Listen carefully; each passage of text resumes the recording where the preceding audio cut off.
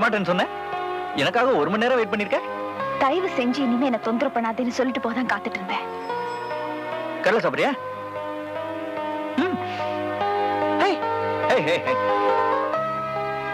உனக்கு பயம், என்ன பார்த்து பயம்.